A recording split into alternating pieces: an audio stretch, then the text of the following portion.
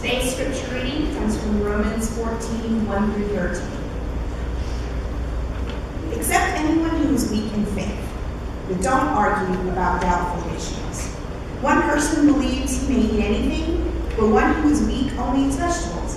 One who eats must not look down on one who does not eat, and one who does not eat must not criticize one who does, because God has accepted him.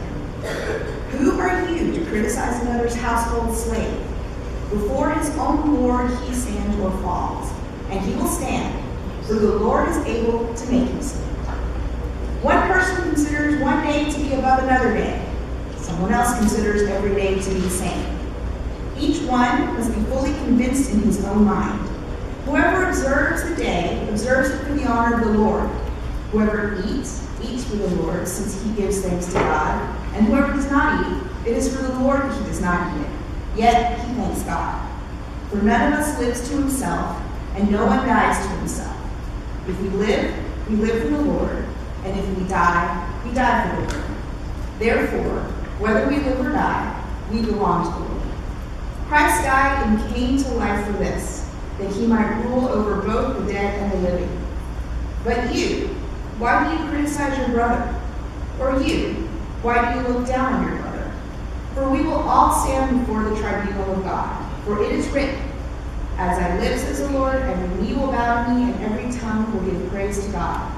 So then, each of us will give an account of himself to God.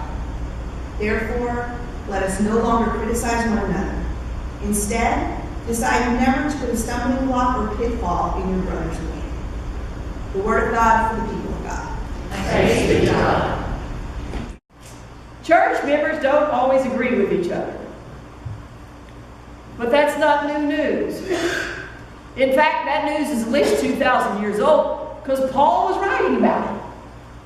Paul is writing this letter to the church of Rome. He'd never even been to the church in Rome. But Paul knew, just like you and I knew, church members do not always agree with each other. Now, the stuff that Paul was talking about, you and I probably would go, not even on the radar anymore. The first thing that he talks about is whether or not you should eat anything you want to, or if you should just eat vegetables. Now, we don't have that discussion very much anymore. We're not even real sure what Paul was referring to. There are a couple of possibilities. First of all, you will remember that the early Christians were Jewish. And the Jews have some dietary restrictions within the law, which for you and me basically boils down to no bacon and no shrimp. Okay? So United Methodist men at breakfast, that would just be too sad, too bad. No crispy bacon at Outlaw's Barbecue. Yeah. And during Mardi Gras, no shrimp in our gumbo. That would be pretty sad. And most of us have sort of moved past those restrictions in the law about diets. But in Paul's day, that was still very, very up close and personal. And the debate was going on. Did you have to be a Jew before you could be a Christian? And if you did have to be a Jew before you could be a Christian, then did you need to observe those dietary laws?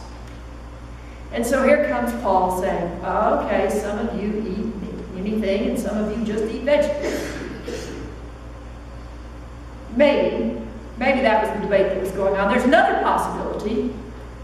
The possibility is that back in Paul and Jesus' day, butchers did not raise their own livestock. All right? Butchers did not raise their own livestock. Instead, butchers would go to the temple. So whether we're talking about Rome, or if we're talking about Corinth in Greece, or any of those places, there were a lot of temples. You could go and you could sacrifice to Jupiter, and you could sacrifice to Venus, and you could sacrifice. Everybody had their own temple. And the way you did your sacrifice was you would bring either a cow or a calf, or you bring a sheep or a lamb. You might, depending, Jupiter's favorite food was bacon. So if you brought a pig, if you were going to worship in Jupiter's temple, or you might bring a goat, something like that. And what the priests in these temples would do would be to slaughter the animal, and they would burn the meat. And the incense was supposed to carry your prayers up to God, whoever God was. Well, it turned out that people were so faithful about these sacrifices that there was more meat that could be burned. And so the priests would use this as their payment. And so they would eat some of this meat as well. Well, there was even more meat than that. And so the way that the temple made money was they would then sell the extra meat to the butcher on the street. And then you and I as grocery shoppers would go to the butcher and we would buy some of this meat. So there was this huge debate. Should you buy meat that might have been sacrificed to a false god? And there was an enormous debate within the church about this. So, I mean, you can work out these sides yourselves. One side said, no, it breaks the second commandment. We are in no way going to worship false gods, even by accidentally eating meat that was sacrificed to them.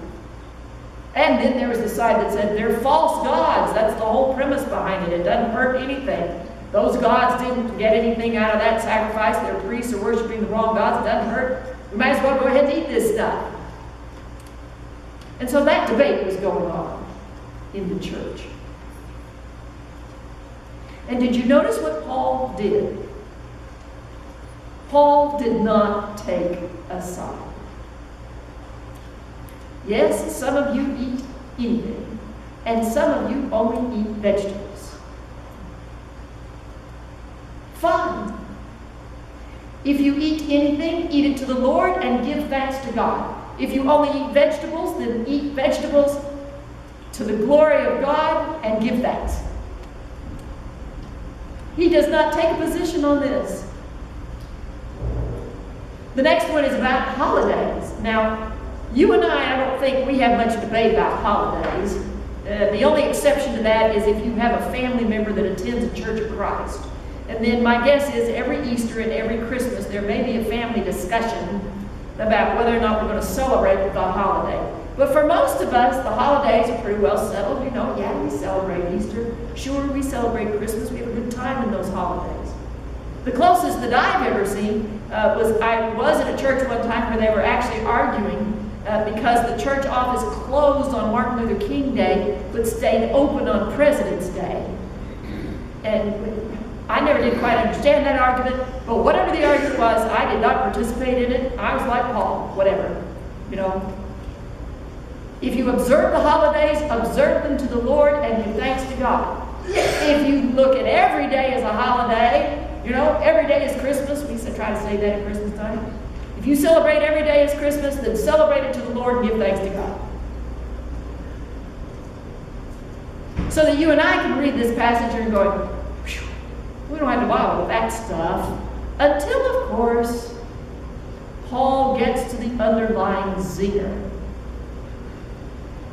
Do not judge your brother or sister. It's like, oh, rats. Because there are a lot of things that we like to judge.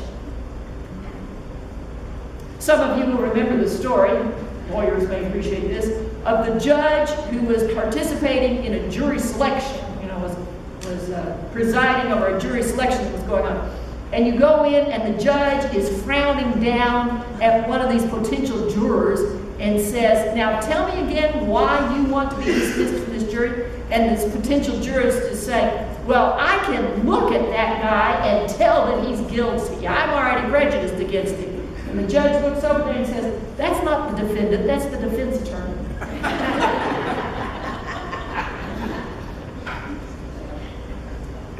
You and I make judgments all the time. We can look at somebody and tell that they're nice. You know, I sort of track the children into confessing that because they weren't going to say, well, he looks like a real meanie, doesn't he? But the reality is we do that, don't we? We look at somebody and say, oh, they're really nice. Or we look at them and if you're a woman, you hold your purse a little bit tighter and a little bit closer. We make judgments all the time. The church has a lousy history of making judgments. We've made judgments on all kinds of things. We make judgments on what language you speak. We make judgments on whether or not you own slaves. We make judgments on what color your skin is. We've made judgments on how much water you use for baptism. The history of the church is a long line of bad judgments that we have done, primarily, or at least partially, because we did not listen to Paul. Who are you to judge your brother or sister? If you're going to eat meat, but eat it to the Lord and praise God. If you're going to eat vegetables, then eat vegetables, but eat them to the Lord and praise God.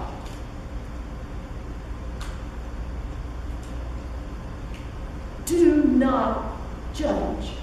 And we have a terrible time with that. We do it almost automatically. And we make judgments all the time. We make judgments about the people who are asking for money on the streets. And we make judgments on the people that we see on television.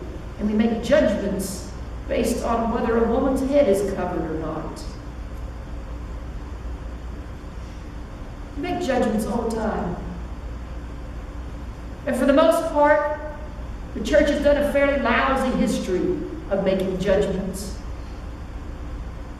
And we started right away. Paul had to write to them, stop judging each other.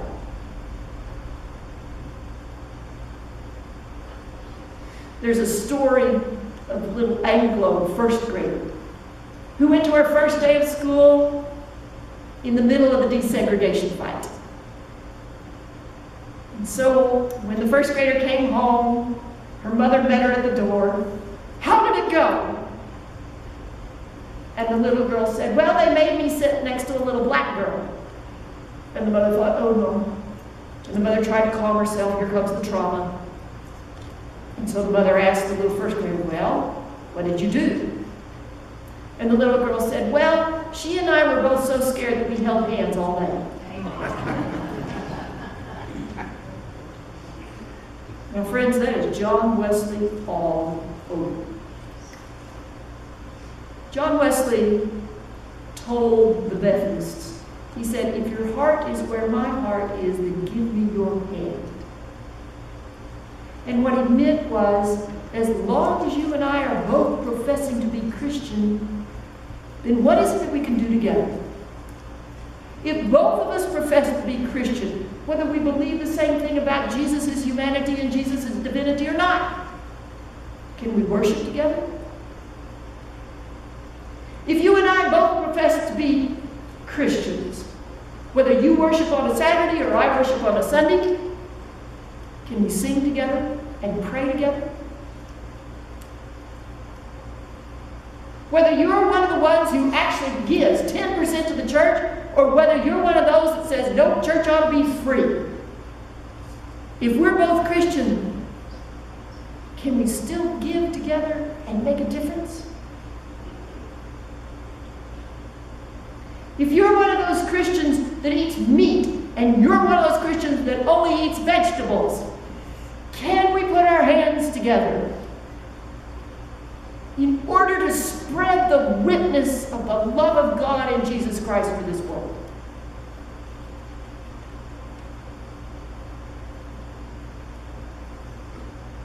If your heart is as my heart, then give me your hand.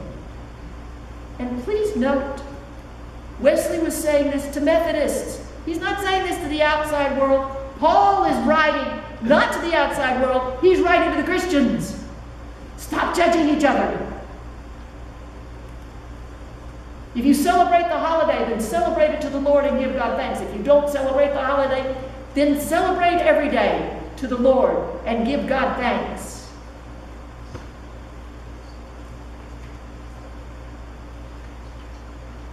Because, he says, we do not live for ourselves. We do not live for ourselves, and we do not die to ourselves. Living and dying is not an individual experience. It's done in community. It's done together. So if we live to the Lord, and if we die to the Lord. Presumably, when we are resurrected, we're going to live to the Lord again. And all of it, our living and our dying and our resurrection, is done in the Lord, not by ourselves, but with one another.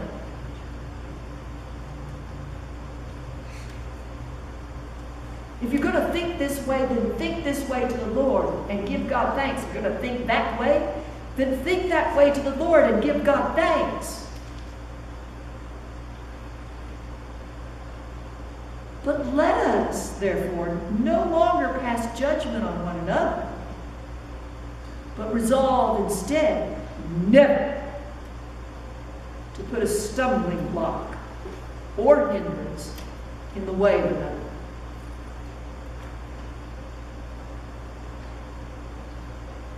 You and I will all stand in judgment one day.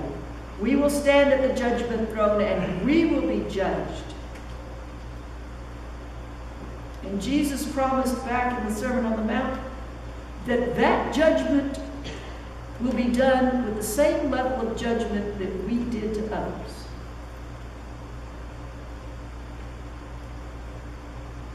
Wesley says, if your heart is as my heart, then give me your hand. Because surely, no matter how we eat, no matter how we celebrate, no matter what we wear, no matter what we look like, no matter how we think, we can all be about the business that Jesus will ask about. Did you feed the hungry? Did you give drink to the thirsty? Did you give clothing to those who didn't have any?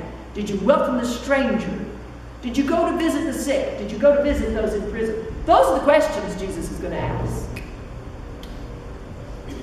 If your hand is as mine, if your heart is as my heart, then give me your hand. I did not ask you, nobody asked you when you joined this church how it was you defined the Trinity. What they asked you was, will you support the church with your prayers? And praying together is stronger than praying alone. With your presence and being together to worship is better than worshiping alone. With your gifts, none of us could have won the soup contest without everybody else. With your service, even Sandy, awesome as she is, she couldn't do that food distribution by herself. We do it together. With your witness, we witness together to the love of God and Jesus Christ for this world. And therefore, we cannot judge. If we live to God. If we die to God. So that living or dying, all is to the glory of God Almighty.